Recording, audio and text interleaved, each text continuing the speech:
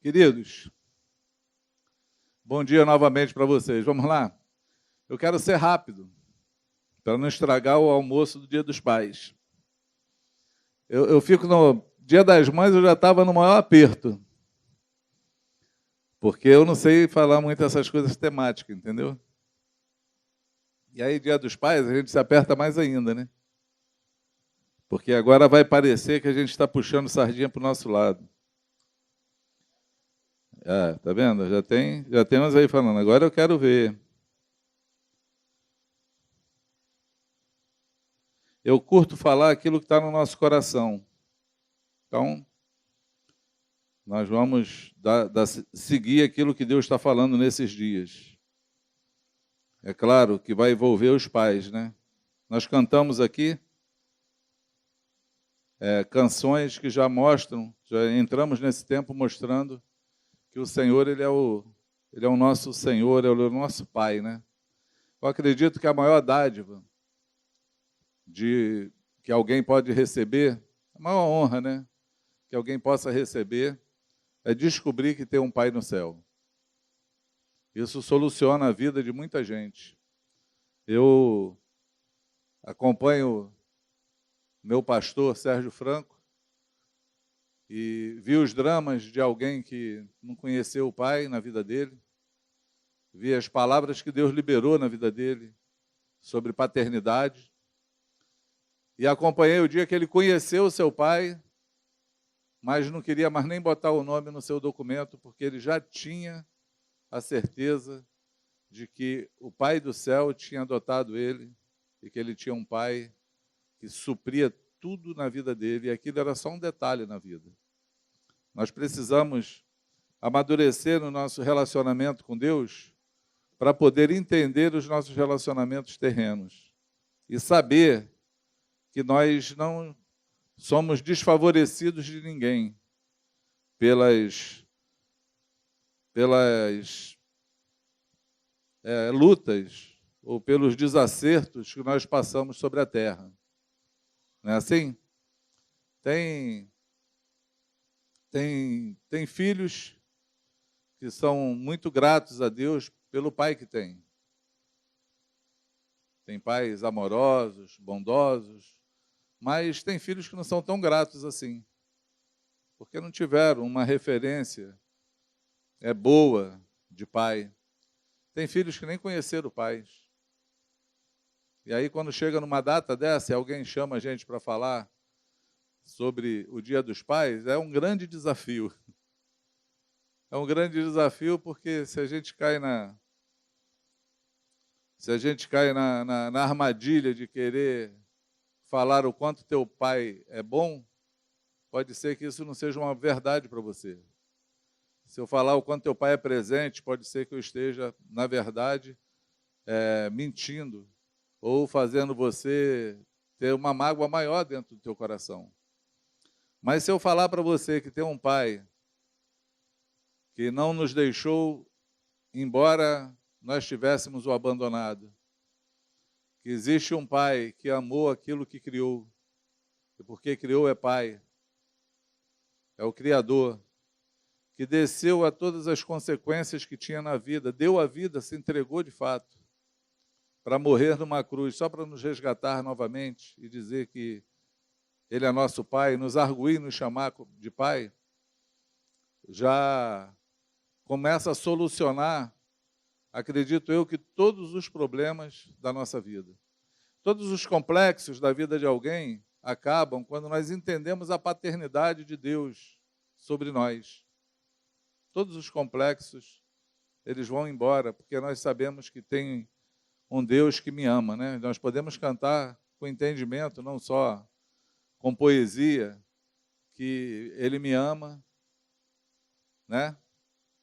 Que Deus me ama, Ele me amou, e Ele vai continuar me amando até aquele dia que nós nos encontrarmos. Amém? Pena alguma, caneta alguma, voz nenhuma, homem algum sobre a terra, ousou chamar Deus de Pai. Nem o homem. Quando você vê, na antiguidade, mesmo no tempo patriarcal, mesmo vindo de Adão até aqui, ninguém teve a ousadia de chamar Deus de Pai, a não ser Jesus, o Filho legítimo de Deus, aquele que nasceu por obra do Espírito Santo, aquele que abriu a porta para que o Pai entrasse como Filho sobre nossa terra, na nossa existência, no nosso tempo.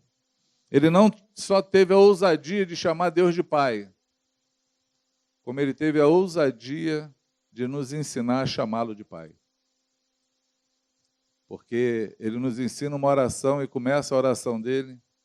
Quando alguém pergunta como nós vamos orar, ele fala assim, quando você for orar, você fala assim, Pai nosso, que estás no céu. Essa foi a oração que Jesus nos ensinou. Amém? Nós temos um Pai no céu. Nós temos um Pai celestial. Nós temos um Pai que cuida de nós. Nós temos um Pai que Ele é suficiente para quem é filho, para quem é filha, para quem é mãe e para quem é pai. Ele é suficiente referência para nos ensinar a como viver, para transformar aquilo que fizemos errados, para nos dar uma nova oportunidade de refazer os nossos erros e fazer certo novamente. Ele é o Deus que dá oportunidades. Nós vemos, no meio da vida da igreja, a gente vê isso. A gente vê pais que restauraram seus relacionamentos com os filhos. Vemos filhos que conheceram os pais. Vemos filhos que, embora não conheceram os seus pais, estão totalmente supridos porque conheceram o Pai do céu. Nós vemos muitos milagres acontecendo no meio dos relacionamentos por um simples motivo, uma paternidade celestial que tem uma arguição de nos chamar como filho e não abre mão de ser nosso Pai. Quantos podem dizer amém? Você tem essa consciência? Amém? De maneira bem rápida. De maneira bem rápida, eu quis expressar o que é para a gente o Dia dos Pais. Porém, eu vim para cá hoje com uma missão com os homens, com os pais. Eu vim para cá, você que está me ouvindo em casa, se você tiver um óleo na tua casa, pode ser um óleo assim como o meu, mas você pode ter também, se você não tiver, não tem problema. Na cozinha deve ter óleo, azeite. Tinha um óleo que a gente usava antigamente também, que pode ter eu ia falar penteadeira, vão me zoar muito. Na cômoda, no banheiro. Era aquele óleo paixão, também é um óleo cheirosinho. Se você tiver você separa aí na tua casa. Se você estiver perto aí do teu pai, teu avô, que a gente vai, hoje, a gente vai ungir esses homens. Em nome de Jesus. Amém? Mas com uma unção específica. Uma unção específica. Essa semana, eu discorri um assunto. E esse assunto ficou falando comigo toda semana sobre o nosso tempo de hoje. O tempo para os homens.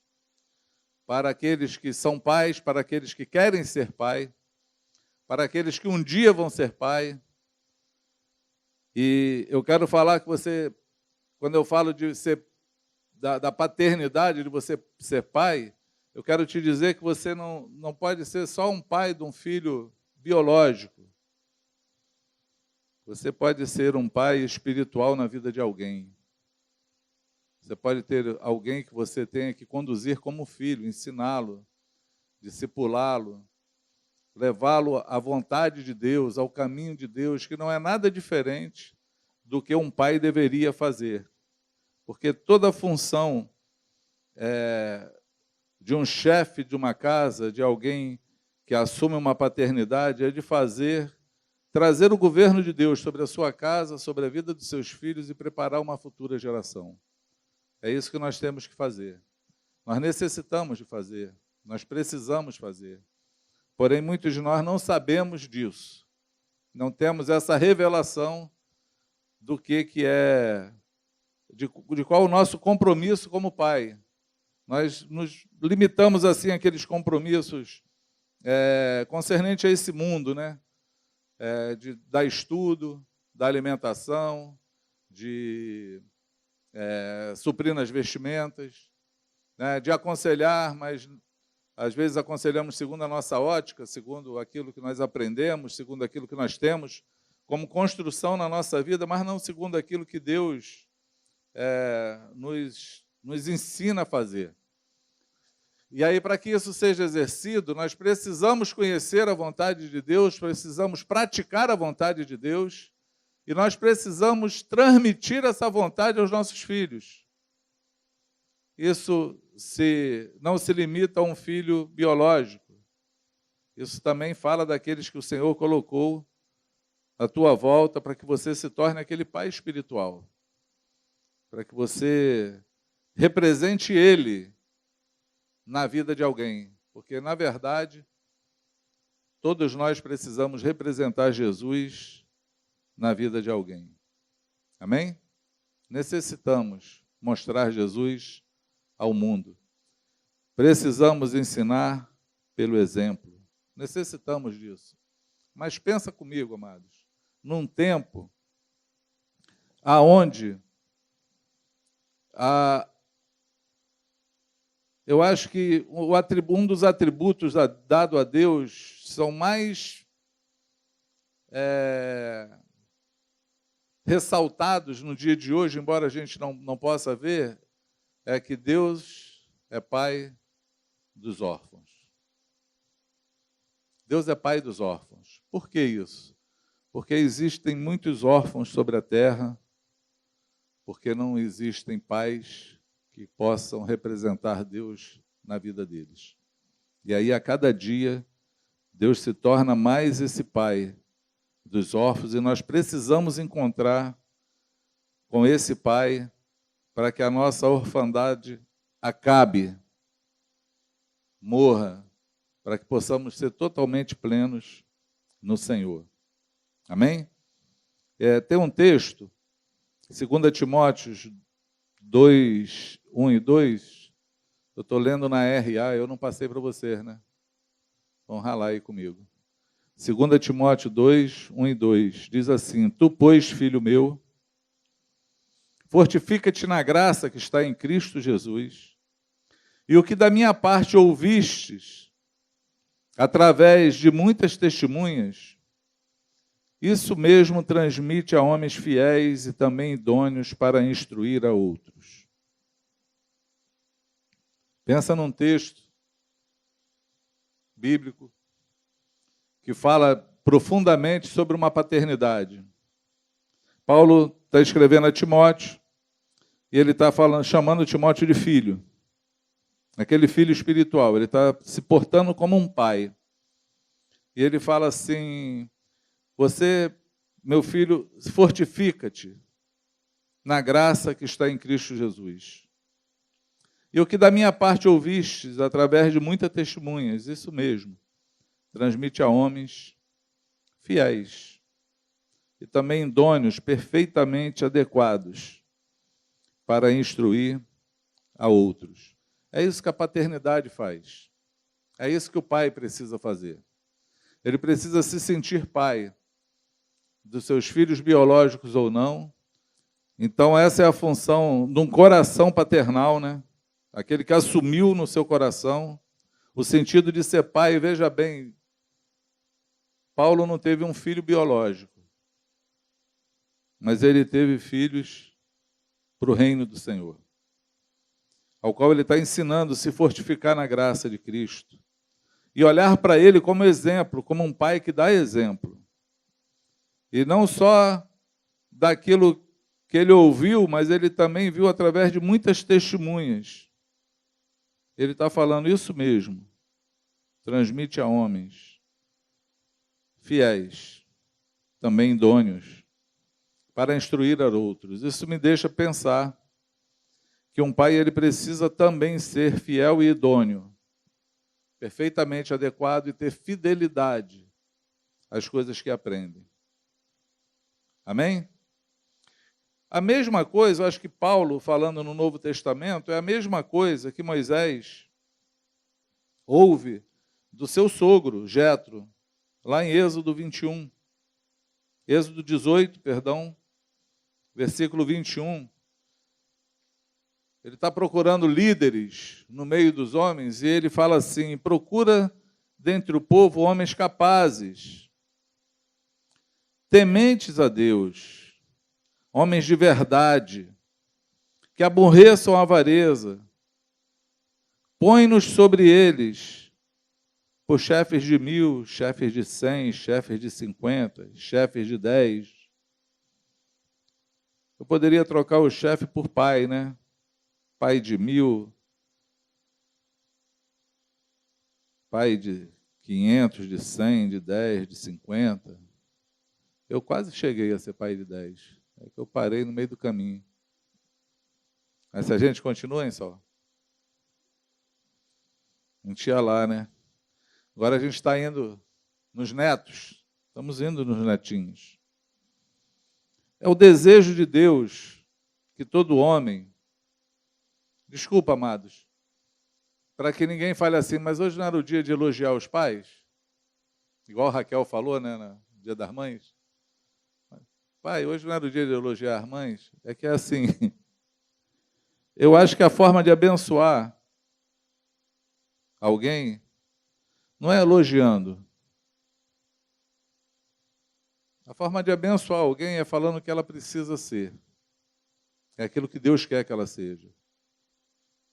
Para que ela possa vencer as suas limitações e se encaixar perfeitamente no desejo de Deus, na vontade de Deus, para ser um diferencial sobre a terra. Amém? Eu não curto esse negócio de você ficar... É muito humano isso, muito humanista, né? E a gente costuma fazer essa festa da hipocrisia nos momentos comemorativos, né? Natal é conhecido como a festa da hipocrisia. É o dia que a família se reúne e não tem briga, até meia-noite. Depois da meia-noite, o pau quebra. E no dia 1º está todo mundo falando do que passou para trás. É comum, não estou falando que sejam todos assim.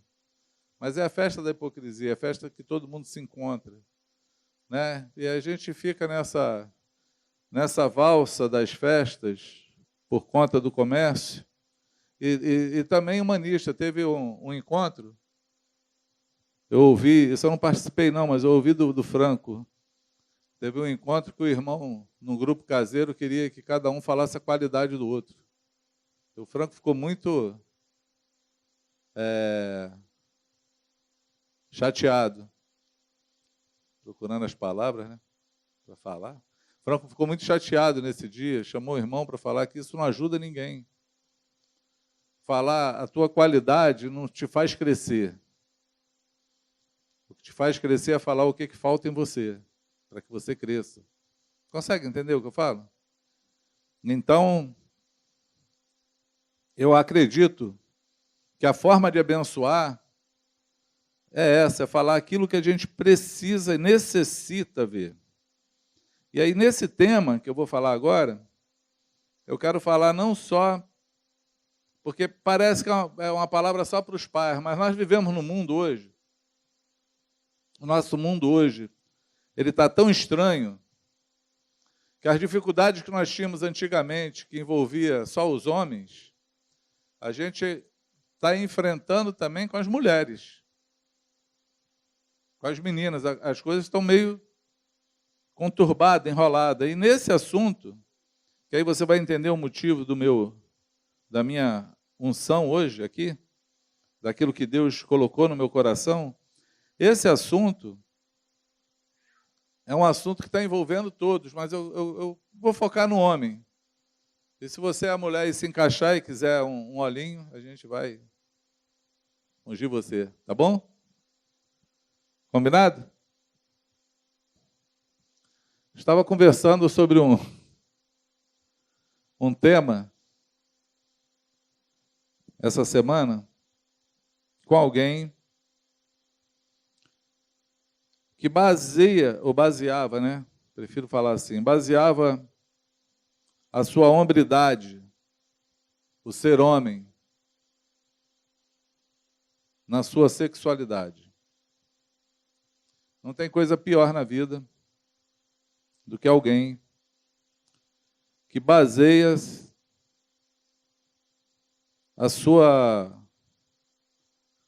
o seu chamado de homem, o ser homem, no sexo. Se é viril, se é bom no que faz, se sabe fazer, se tem mulheres à sua volta,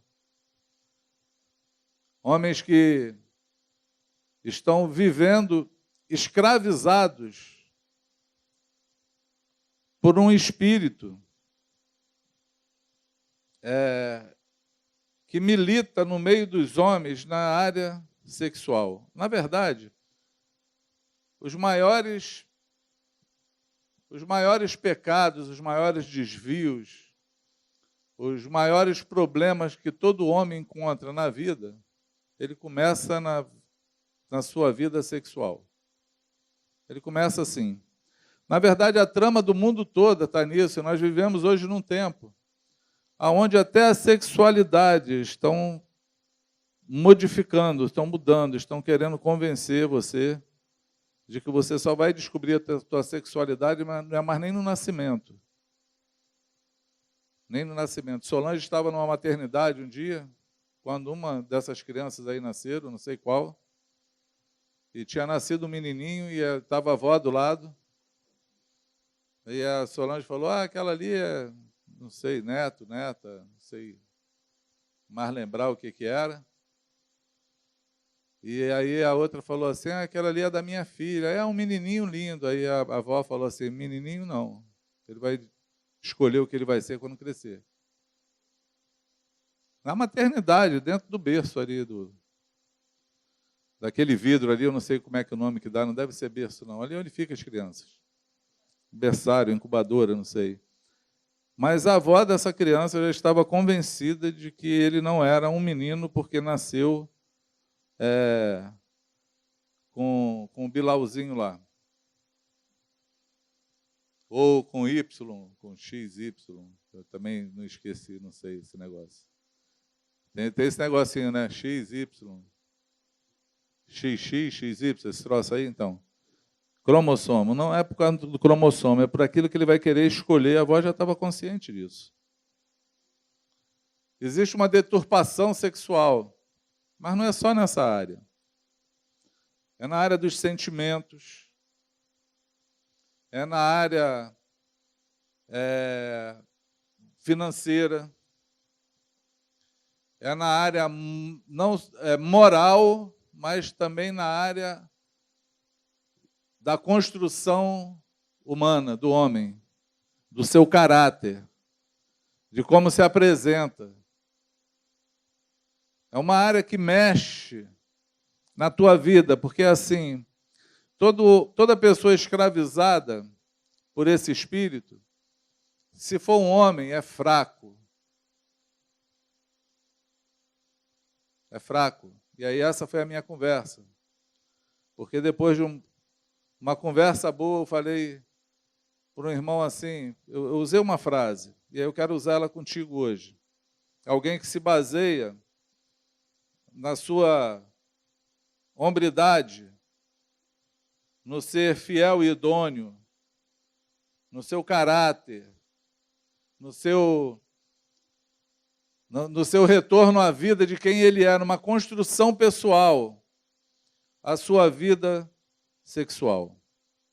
E quando alguém é assim, ele começa a olhar para fora, porque um homem que é escravizado na área sexual ou uma mulher que é escravizada na área sexual, ela só olha para as pessoas visando o quê?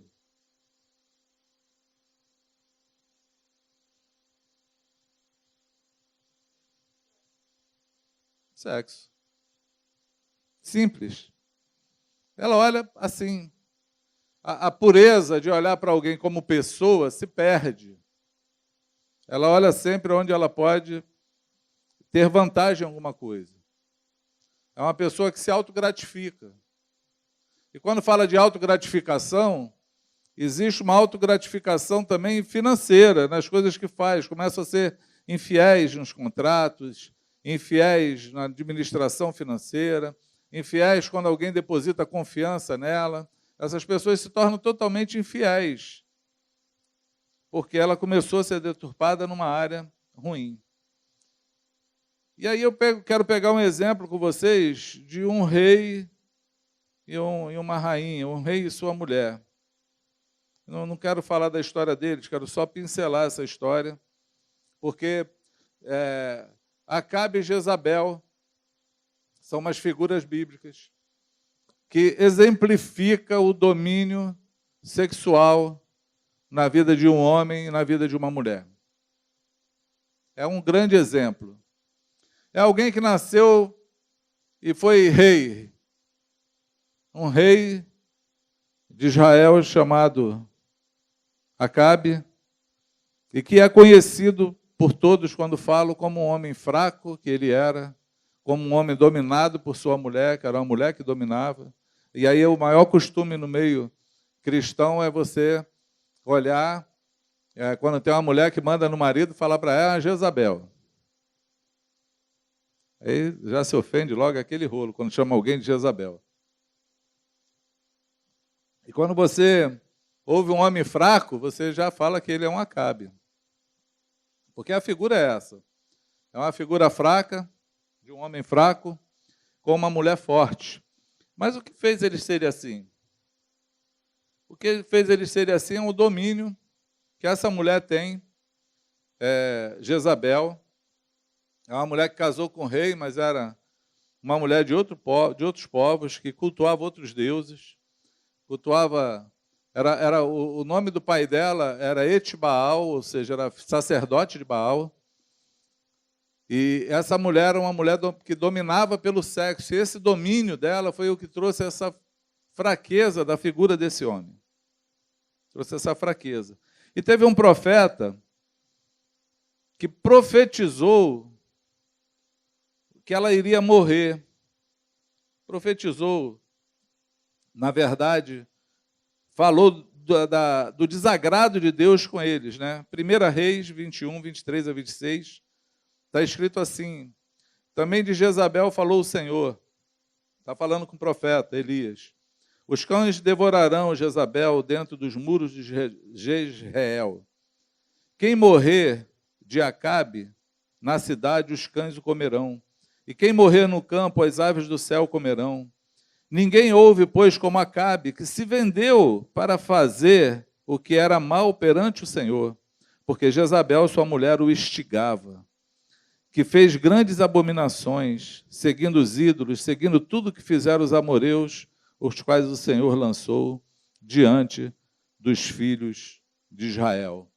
O profeta está denunciando o final da vida dessa mulher e o final da vida de Acabe, dizendo que eles iriam morrer e os cães iriam comer, na verdade, a carne deles, diante dos muros deles, porque esse homem foi fraco e esse homem acabou se vendendo a uma mulher ao qual instigava ele a fazer as coisas que ele fazia errado, os erros, os ídolos, as idolatrias, tudo que vinha na parte do desagrado do Senhor com esse rei, esse homem que nasceu para reinar,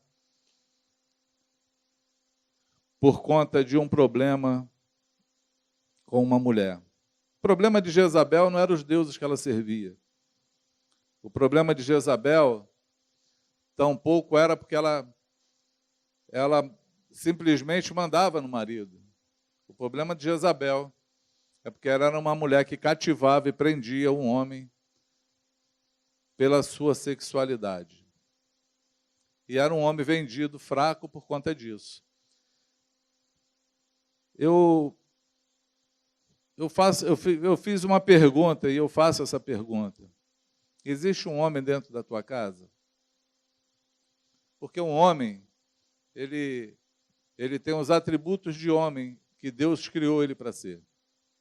Um homem, ele é guardador, protetor, ele busca o caráter do Senhor, ele desenvolve esse caráter nos outros, ele assume responsabilidades. Ele não divide essas responsabilidades, ele busca fazer a vontade de Deus, como nós lemos no primeiro capítulo que lemos aqui de Paulo, falando: e tu, filho meu, fortifica-te na graça do Senhor, e aquilo que tu viu e ouviu de mim, tu confia a homens que sejam fiéis e também idôneos, homens fiéis e perfeitamente adequados, para que transmitam a outros. Existe esse tipo de homem dentro da tua casa, você que é pai hoje, não pai de filhos, mas pai espiritual de alguém, ou necessita ser, você é esse homem que Deus fala, que Deus vê, que Deus imagina que seja, ou que Deus projetou para que você seja, você é esse homem, ou falta um homem dentro de casa. Por quê? Porque às vezes a falta desse homem vem por conta dessa escravidão levada pela área sexual da vida, ao qual se prende a isso, se vende a isso, idolatra isso, cultua isso. É um culto. É um culto, a sexualidade é um culto. Jó fala em seu livro que na época dele haviam prostitutas cultuais. Paulo encontra em Éfeso um templo de Diana dos Efésios, ao qual ele diz que aquilo que eles praticavam em oculto, até o referir era vergonhoso. Era torpe, ele nem podia falar o que acontecia lá, porque ali existia um culto com prostitutas cultuais, aonde se fazia uma orgia, e aquele era o culto a essa deusa. E aí você, quando está vendo uma cena pornográfica ou vivendo uma vida desregrada sexualmente, você está não só idolatrando esse espírito Jezabel, como você também está entregando a tua oferta. E eu falo de um espírito porque você vê que em toda a Bíblia você encontra falar de Jezabel. Você vai ler no Novo Testamento, você encontra lá falar de Jezabel. Você vai ler em Apocalipse, Deus está falando para uma igreja: eu tenho, porém, contra você que você se rendeu, entregou o domínio a essa mulher Jezabel. Ele está falando lá em Apocalipse. E aí logo ele não está falando dessa personagem chamada Jezabel, ele está falando sobre o espírito que estava sobre essa mulher chamada Jezabel. Elias profetizou, foi o texto que eu li com vocês. Eliseu viu a conclusão da profecia de Elias. Eliseu viu, vou ler contigo rapidamente, 2 Reis, capítulo 9, de 1 a 10. Diz assim: então o profeta Eliseu chamou um dos discípulos do profeta e lhes disse: cinge os lombos, leva contigo esse vaso de azeite e vai até Remote Gileade. Em lá chegando, vê onde está Jeú, filho de Josafá, filho de Ninze. Entra e faz-o levantar-se no meio dos seus irmãos, leva-o à câmara interior, toma o vaso de azeite, derrama-lhe sobre a cabeça e diz: assim diz o Senhor, ungiste rei sobre Israel. Então abre a porta, foge e não te detenhas. Foi, pois, o moço, o jovem profeta Remote Gileade, entrando ele, eis que os capitães dos exércitos estavam assentados, e ele disse: capitão, tem uma mensagem para te dizer. Perguntou-lhe Jeú: a qual de todos nós? Respondeu ele: a ti, capitão. Então se levantou Jeú, entrou na casa, o jovem derramou-lhe azeite sobre a cabeça e lhe disse: assim diz o Senhor, Deus de Israel, ungiste rei sobre o povo do Senhor, sobre Israel. Ferirás a casa de Acabe, teu senhor, para que eu vingue da mão de Jezabel o sangue dos meus servos, os profetas, e o sangue de todos os servos do Senhor. Toda a casa de Acabe perecerá.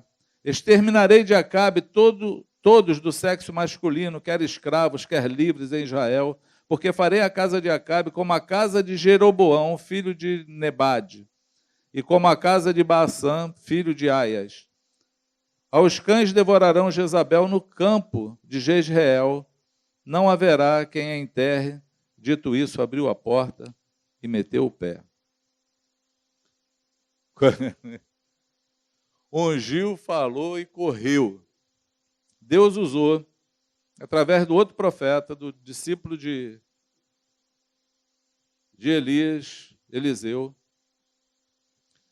para que ele ungisse um rei chamado Jeú, e para que ele fosse e vingasse o sangue derramado, as obras de Jezabel e de Acabe na casa deles, e cumprisse a palavra dele, que ele ia exterminar aquela família, ia exterminar o nome daqueles homens sobre a terra, iria matá-los de fato, para que tudo isso fosse vingado.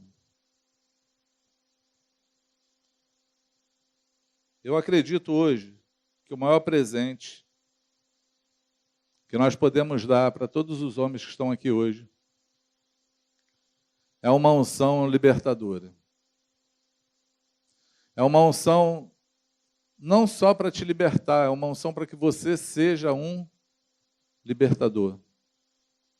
É uma unção para que homens se levantem com a graça do Senhor, com a palavra do Senhor, com a direção do Senhor, para se levantar contra esse mal que acomete hoje na vida das famílias, dos homens, das mulheres, para colocar por terra todos esses espíritos, porque o Senhor Jesus nos deu autoridade para pisar serpentes e escorpiões, nos deu autoridade para expulsar demônios, nos deu autoridade para proclamar libertação aonde quer que cheguemos. O Senhor nos deu essa prerrogativa, Ele nos chamou para isso, para sermos homens de verdade e andarmos como chefes, como pais, para ser libertador, mas para isso precisamos ser livres também. E aí a minha ousadia hoje, mas é uma grande ousadia, em chamar você, para ungir você que está aqui hoje, é para que você não só seja livre, mas que você seja um libertador. Você pode dizer amém? Porque esse espírito necessita que você tenha a direção, a graça, o favor de Deus para se mover para destruí-lo. Porque vou ler para vocês como foi que essa mulher morreu, Jezabel, e mostrar para vocês qual é o perigo dessa trama espiritual que acontece durante tantos anos, durante tanto tempo, durante tudo que envolve a humanidade até hoje, como esse espírito demoníaco vem através dos tempos, destruindo, vitimando pessoas. Eu falava com um rapaz que eu tinha conversado sobre isso, eu fiz uma pergunta para ele, falei, olha, dos anos 60 para cá, o mundo se transformou pelo sexo livre.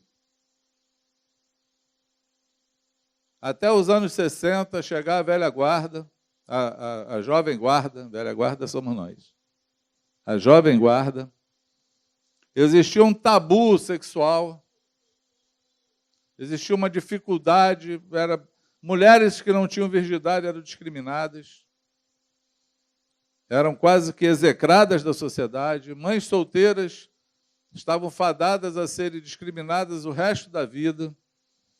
Mas a partir dos anos 60 começou a se implantar no mundo o sexo livre, o sexo sem compromisso, o sexo sem casamento. E hoje, nos nossos dias de hoje, nós procuramos a contar nos dedos para achar uma virgem sobre a terra. Porque se relacionar sexualmente fora do casamento já não é nenhum escândalo para ninguém. Já não é nenhum escândalo para ninguém. Os únicos que ainda levantam a bandeira do Senhor, que ainda primam pela vontade de Deus, que ainda buscam viver uma vida honestamente, mantendo os padrões familiares, é a igreja do Senhor, é aqueles que têm relacionamento com Deus. Porque fora isso, a coisa é muito banalizada. E aí a pergunta que fica na arguição é por que a indústria pornográfica, as casas de prostituição, por que essas coisas não vão à falência? Porque já não tem necessidade delas. Não tem mais dificuldade para isso, então logo não teria motivo delas existirem. Por que existe?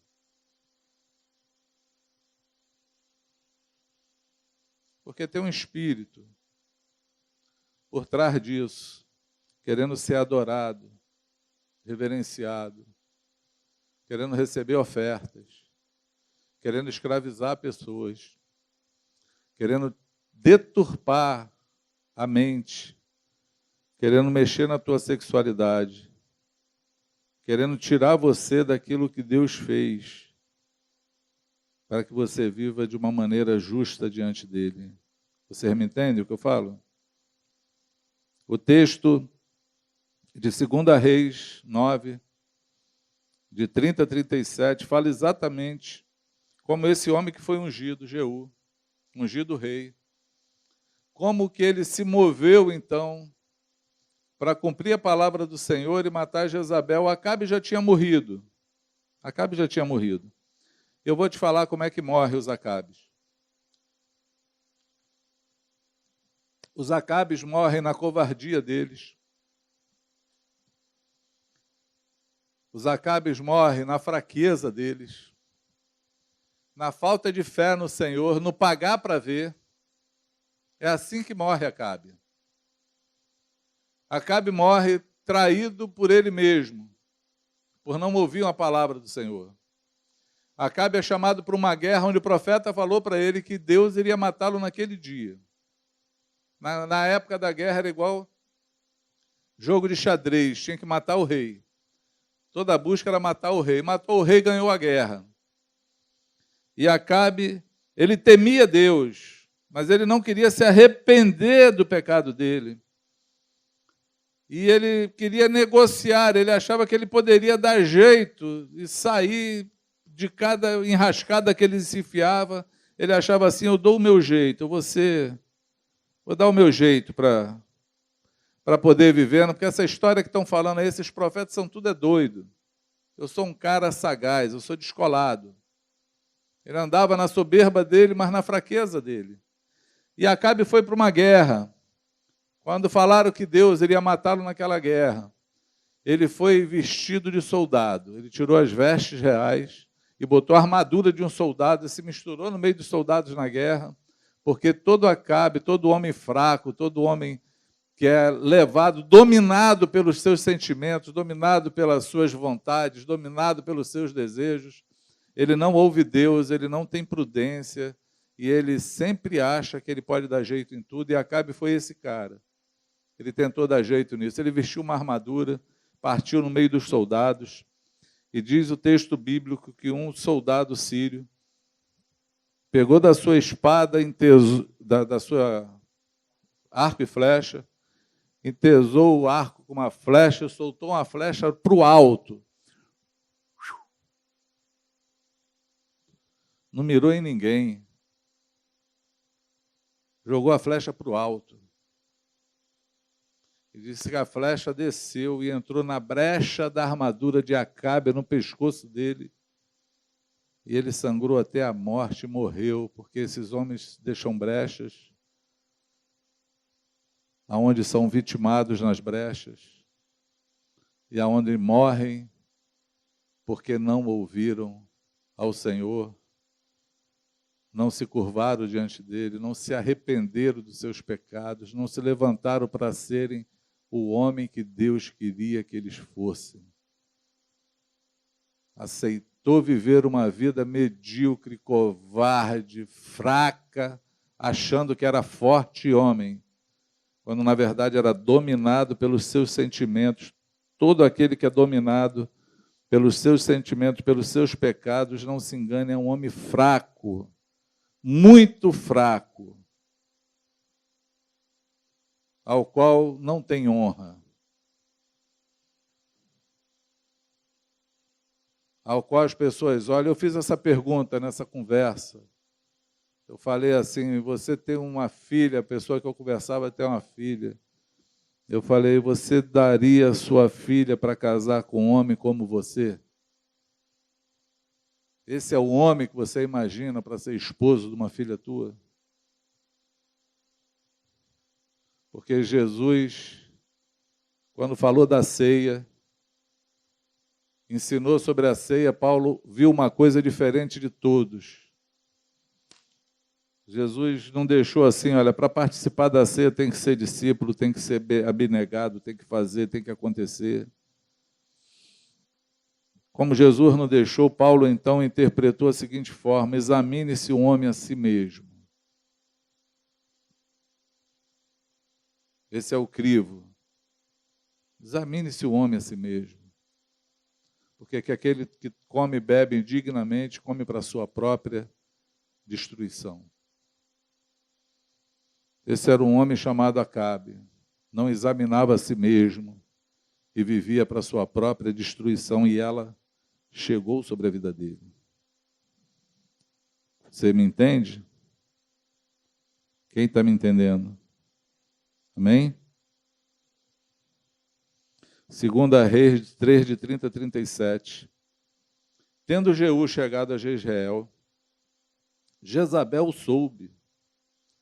Então se pintou em volta dos olhos, enfeitou a cabeça e olhou pela janela. Ao entrar Jeú pelo portão do palácio, disse ela: teve paz, Zinri, que matou o seu senhor? Levantou ele o rosto para a janela e disse: quem é comigo? Quem? E 2 ou 3 eunucos olharam para ele. Então disse ele: lançai-a daí abaixo.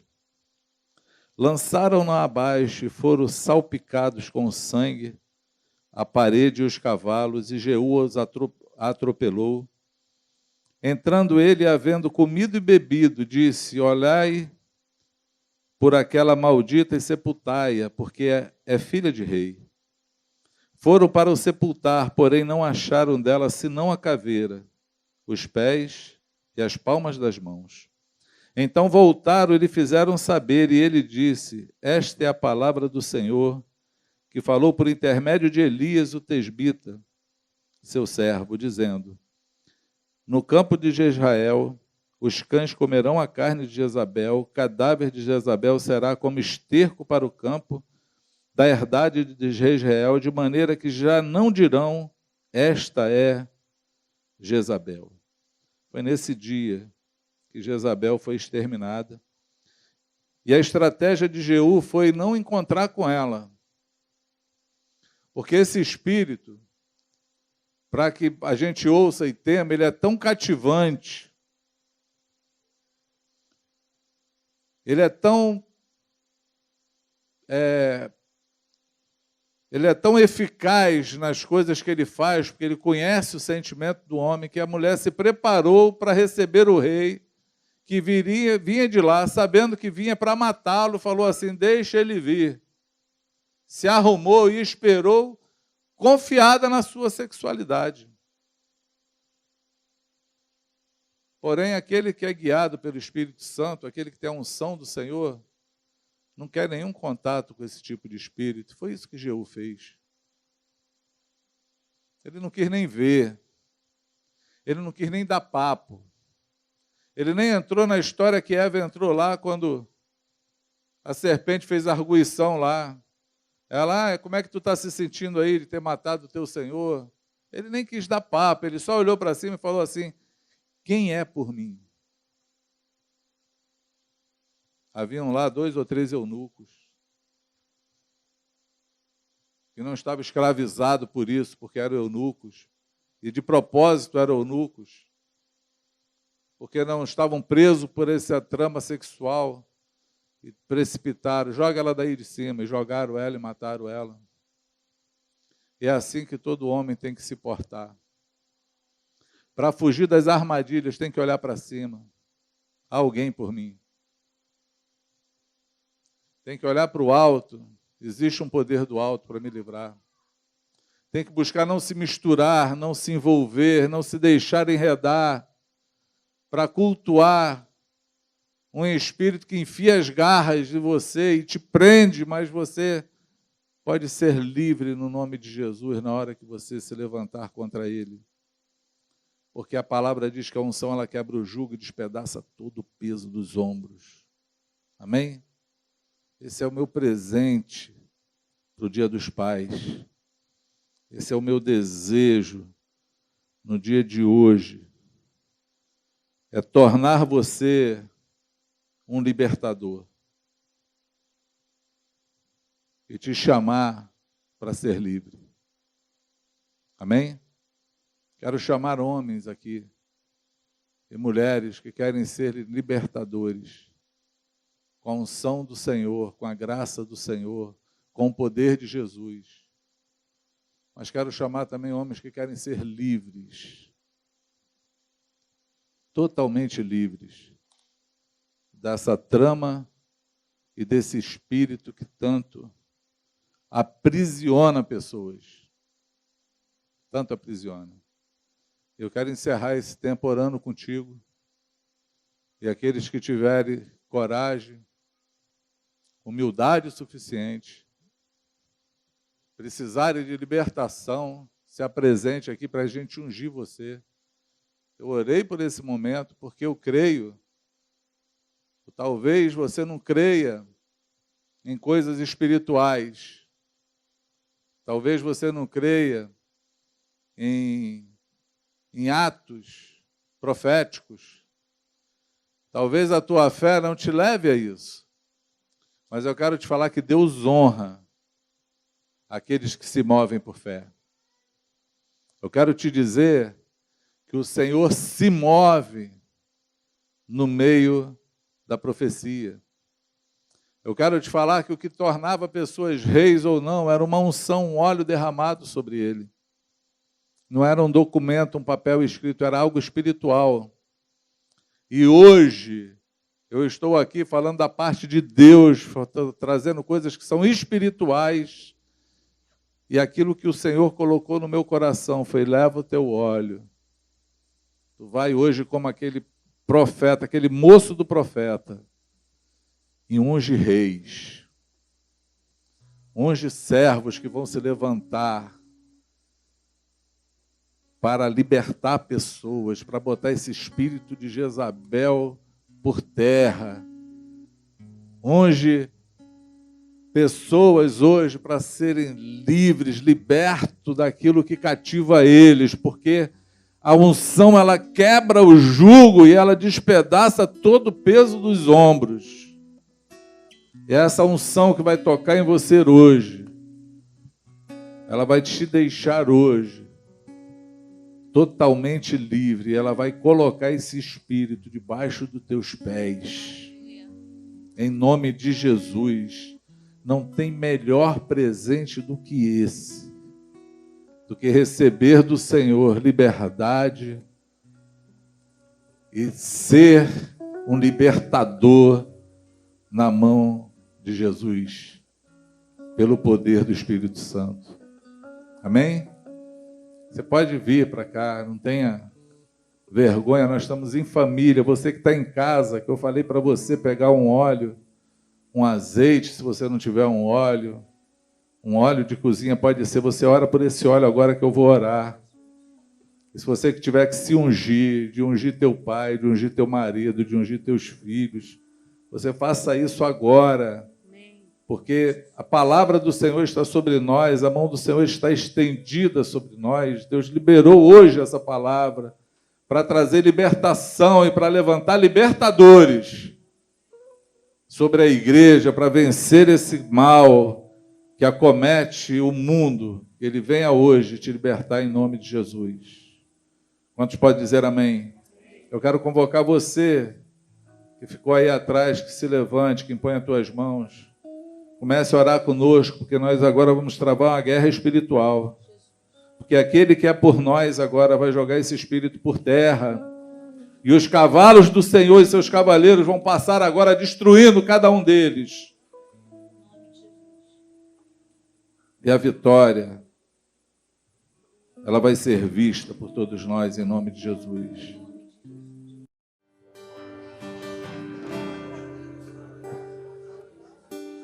Nós denunciamos esse espírito.